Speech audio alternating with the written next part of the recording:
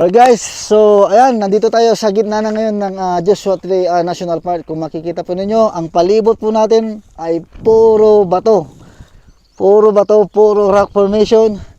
Puro rock formation, so sobrang ganda. Lalo na, pero ang ano ngayon, ang problema lang dito ngayon, sobrang init.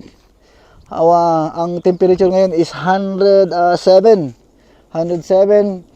So medyo hindi masyado maraming tao, pero pag winter talagang puno ito. Yung mga bundok na yan,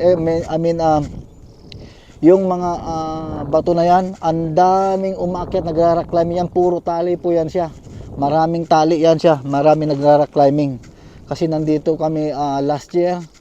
So ayan, ito puno po ito ng tao, halos wala kang maparkingan. So ngayon medyo mainit, so kaya konti ang tao. Ayan, kung makikita nyo, kung makikita po natin, ayan, kung makikita po ninyo, puro bato po yan siya, puro bato ang palibot po natin.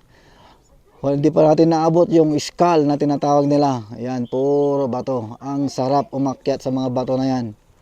Ayan, mga bato, mga rock formation. So, ayan. So kung mahilig kayo mag-trail, dito na area, pwede ka mag-overnight. So yung sa entrance kanina, doon ka magbabayad, pwede ka mag-overnight. At saka ayan, kaya may mga bench siya, may mga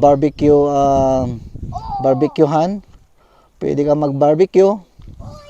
So let's go, let's see. Yung iba dito nag-overnight, kaya may mga tent sila doon, dito at saka doon pa sa kabila.